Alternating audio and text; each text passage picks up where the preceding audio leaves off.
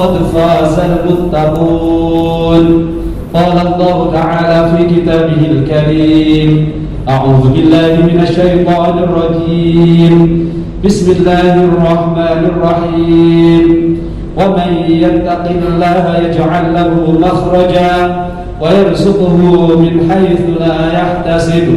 وقال رسول الله صلى الله عليه وسلم: من يرد الله به خيرا يصيب به ويصيب فيه. صدق الله العظيم وصدق رسوله النبي الكريم ونحن على ذلك من الشاهدين والشاكرين. Alhamdulillahirabbil alamin. Saudara kaum muslimin sidang Jumat yang dirahmati Allah, alhamdulillah segala puji dan rasa syukur marilah kita haturkan kepada Allah Subhanahu wa taala, karena dengan rahmat dan kasih sayangnya kita semua pada kesempatan mulia di hari Jumat yang mulia dan agung ini kita masih diperkenankan, masih bisa bersama-sama menunaikan kewajiban kita menjalankan sholat Jumat dalam keadaan sehat walafiat. Hampir setahun kita diuji oleh Allah Subhanahu wa taala dengan berbagai macam ujian, mulai dari pandemi COVID-19 hingga berbagai macam ujian-ujian yang lain berupa musibah. Oleh karena itu, selayaknya kita terus berintrospeksi, terus memikirkan apa sesungguhnya pesan penting yang ingin disampaikan oleh Allah Subhanahu wa taala kepada kita semua. Dalam satu riwayat dari Imam Bukhari diriwayatkan bahwa jika Allah ingin menguji seorang hamba atau satu kaum, maka Allah menurunkan ujian atau musibah kepada mereka. Mungkin inilah maksud dari salah satu riwayat yang disampaikan oleh Rasulullah sallallahu alaihi wasallam: man yuridillahu bihi khairan yusibu fihi. Barang siapa yang Allah ingin untuk ditingkatkan kebaikannya, diberikan kebaikan kepada mereka, mereka akan diuji.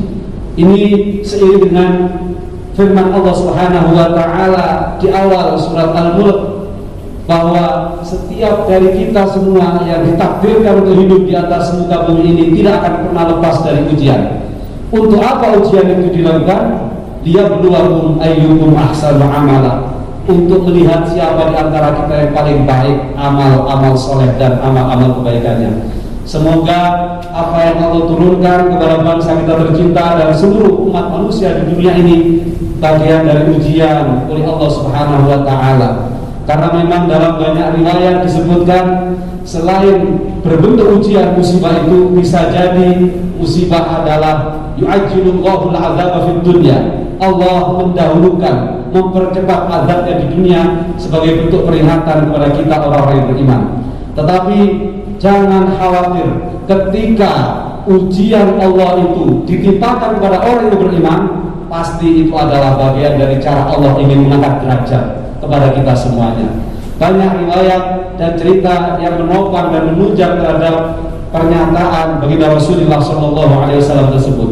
Salah satunya bagaimana Allah ingin mengangkat derajatnya Nabi Nuh alaihissalam. Beliau diuji dengan orang-orang terdekatnya, bahkan istri dan anaknya yang kufur dan ingkar atas dakwah syariat yang diturunkan oleh Allah Subhanahu wa taala. Demikian halnya ujian yang begitu besar kepada Nabi Ibrahim alaihissalam, sampai harus dilemparkan ke tengah-tengah api dalam rangka untuk menguji kepada siapa Ibrahim meminta tolong saat pada suasana yang sangat terjepit. Demikian halnya dengan Nabi Musa alaihissalam, Nabi Isa dan Sayyidina Rasulullah sallallahu alaihi wasallam yang tidak pernah lepas dari ujian. Inilah bukti bahwa bagi orang-orang yang beriman, apapun yang diturunkan oleh Allah berupa musibah, itu adalah cara Allah mengangkatkan derajat, cara Allah menambah kebaikan dan keberkahan untuk hidup kita di dunia ini. Sebab apa? Orang-orang yang sabar atas ujian Allah akan dibalas dengan balasan yang tidak terkira. Innama yuwaffas sabiruna ajrahum bighairi hisab. Sebaliknya, jika kita merasakan ujian tetapi bukan membuat kita semakin ingat kepada Allah, justru kita semakin ingkar, itulah bagian dari azab yang Allah turunkan. Itulah bagian dari cara Allah untuk memanggil kita. Sehingga kalau ujian demi ujian yang menimpa bangsa ini tetap saja tidak membuat kita sadar, tetap saja tidak membuat kita ingat kepada Allah Subhanahu wa taala, jangan sampai Allah menurunkan azab yang lebih besar lagi. Fa akhadnahum baghtah fa idza hum mublisun. Sampai akhirnya kita terlalai semuanya terus bermaksiat, akhirnya diturunkan oleh Allah azab yang sangat pedih dan kita menjadi orang-orang yang menyesali, orang-orang yang merasa rugi, dan akhirnya kita tidak bisa berbuat apa-apa kecuali hanya penyesalan ila yaumil qiyamah. Na'udzubillahi min dzalik. Ma'asyiral muslimin wa zumratal mu'minin rahimakumullah.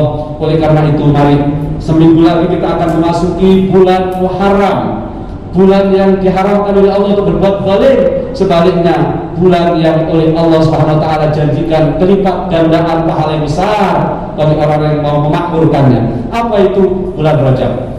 Bulan Rajab adalah salah satu dari bulan haram yang dijadikan dari 4 bulan haram dalam setahun oleh Allah Subhanahu wa taala. Maka barang siapa yang memuliakan bulan Rajab dengan amal-amal saleh tentunya, dengan siam, dengan qiyam, dengan amal saleh, berbagi kebahagiaan pada orang lain, Allah menjadikan surganya yang tidak terkira kebahagiaannya. Dalam satu riwayat disebutkan, siapa yang puasa sehari di bulan Rajab, Allah menjanjikan surga yang sangat indah. Kita bisa meminum dari air surganya itu berupa air yang sangat manis, lebih manis dari madu, sangat indah, putihnya lebih putih dari susu, dan sejarah-sejarah yang lain yang begitu luar biasa diceritakan oleh hadis dari Rasulullah SAW. Demikian halnya kalau kita mau mengagungkan bulan Rajab, hanya mengharap ridha Allah Subhanahu wa taala, maka niscaya Allah akan mengagungkan kita sebagai hambanya. Karena bulan Rajab disebut dalam riwayat yang lain sebagai Syahrullah. Oleh karena itu mari kita optimalkan di bulan Rajab yang akan kita masuki. Semoga Allah panjangkan umur kita semua, dan situasi kita masih menghadapi pandemi ini dengan semakin memperbanyak amal saleh, ibadah, zikir, istighfar, dan melihat pertolongan terbaik dari Allah Subhanahu wa taala. Barakallahu lana wa lakum wa nafa'ana wa iyyakum bima fihi minal ayati wal dzikril hakim, wa taqabbalallahu minna wa minkum tilawatahu innahu huwas samiul alim, wa astaghfirullah innahu huwal ghafurur rahim.